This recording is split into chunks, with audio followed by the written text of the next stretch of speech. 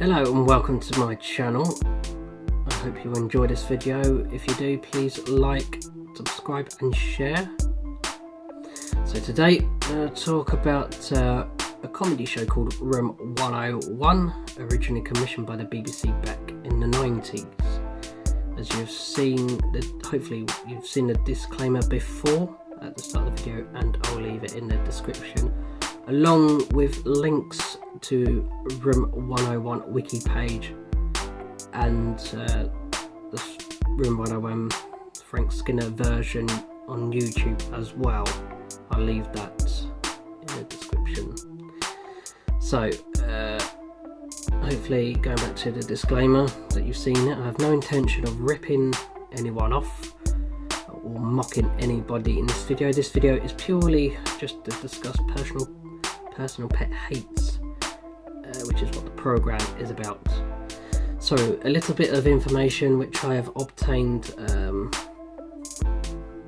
from Wikipedia itself. So Room 101 is a BBC comedy television series based on the radio series with the same name, in which celebrities are invited to discuss their pet hates and persuade the host to consign their hates to oblivion in Room 101, a location whose name inspired by the torture room in George Orwell's novel 1984, which reputedly contained the worst thing in the world.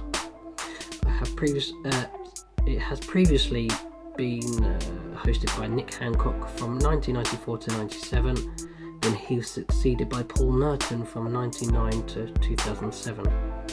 It was then rebooted with a new format hosted by Frank Skinner, January 2012 to July 2018. The show's format was given a complete revamp when Skinner's version became the new keeper in 2012. Instead of the original Room 101 format, 3 guests were on each show. The show was divided into a number of categorised rounds, into which guests would nominate something they hated from in that category. They would then argue about why they felt their nominated item should go into Room 101, at the end of which Skinner would choose from all nominations. Each show also had a wildcard round, where the guests could pick anything they want. At the end of each show, the guest felt had argued the best would be declared that week's winner and allowed to put any object into Room 101 unchallenged. But this feature was dropped in the second series of the current format. In the full series, Christian Jason, I hope I've said that right, was permitted a bonus choice where he sent German pop music into Room 101 unchallenged. So, regarding what I've just read to you there, which is some snippets from Wikipedia, I really would like to give this a go and just to try this out with you and see what you think of this format. So I have picked 3 categories. 2 of them are mandatory that I've just seen in the show, and one of them is a wild card, so you can pick anything you want. So the first category is modern life. So what don't I like about modern life? New technology. I hate the fact that new technology is always coming out at an incredibly fast rate. For example, so a new mobile phone that comes out maybe twice every year, 2 years, whatever, costs about £600 to £700, which is an awful lot of money, and it takes a long time to save that up. If you don't have money, then it's something that you probably won't be able to do. So when you think you've got enough saved up and you're about to purchase that most wanted phone, the company announces a new version, a new brand, or an upgraded version of the phone that you really want. So that costs about the same price may be higher, which obviously is incredibly frustrating. So it's one of the annoyances of modern life. Another thing that about technology I don't like is all this 4K. I just getting my head around HD. 3D came out a few years ago and then it disappeared again. Some things are still in 3D at cinemas, I assume, and it, all this new technology makes HD, which is really good, still good for what it is. It makes it look like it's from the 90s. It just feels like new stuff is coming out every week or every month, but that is why I'm going to put new tech into room 101. So into the vault, goodbye. Right, let's crack on to the second category. So this category is going out. So the things about you experience when you're out and about. One of the things I come across is rude people. So rudeness can come in different forms, and I'm going to give a couple of examples here. So when I'm out shopping or something, people bump into me, not paying attention, not even looking where they're going, probably because they're too busy talking to their friends or family who are next to them in the middle of the pavement.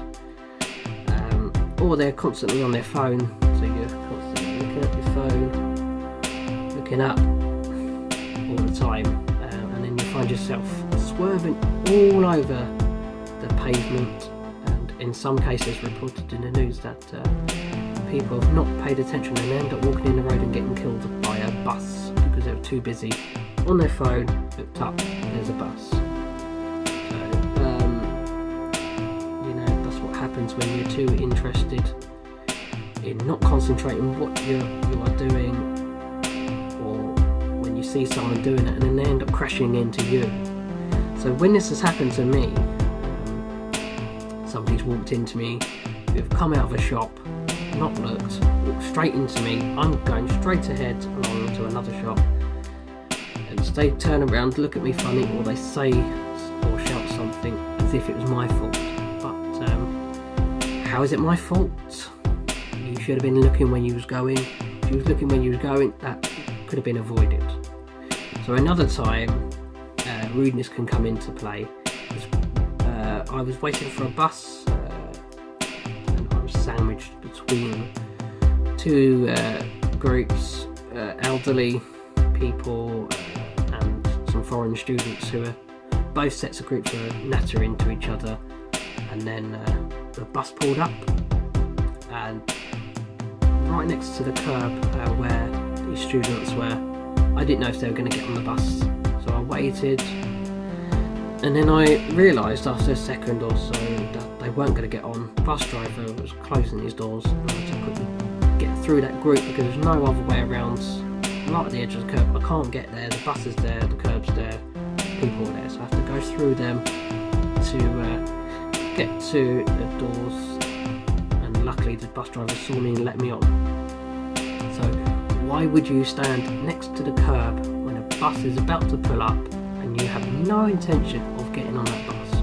If you're not going to get on that bus, pay attention.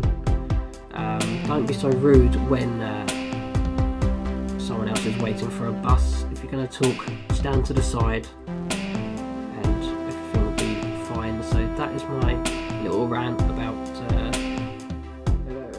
rude people. So rude people I'm going to put into room 101. So the third category and the final category of this episode is a wild card. I can pick absolutely anything and banish it into room 101 forever. So for this one, I'm going to choose people who don't wash their hands after they're going to the toilet. That's my biggest pet hate, and it's probably one I'm going to go on about. So I can't stand it when you witness someone coming out of a toilet cubicle or urinal and they just walk straight out the toilet door. No washing of hands. That's where germs can come from. You can get ill. So if you think this is a bit silly, let me give you a question. Let me ask you a question. If you knew somebody was going to serve you food or has prepared food without washing their hands after using the toilet, would you eat it? I highly doubt it. Imagine if you could see all that matter, all that fecal matter all over, if it was visible dots or whatever, all over your food, and you knew it was a distinct colour, and you knew straight away that was poo or wee. So seeing poo or wee all over a handle, you wouldn't touch the handle. You could see poo or wee on your plate of food, you're not going to go and touch that food. There are many germs on bar snacks as well, where people haven't washed their hands and they've touched the food. So literally come out the toilet, not wash your hands, grab some, I don't know, a bowl full of nuts while you're drinking your pint, scoffed it down, germs all over your hands.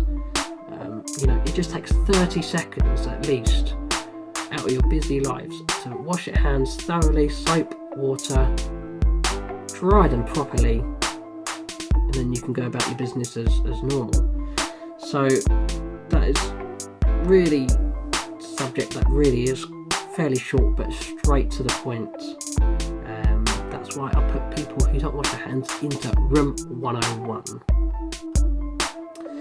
So coming towards the end of the video now, have I convinced you enough that these things, these items, these issues, problems should go into room 101, so never to be seen again?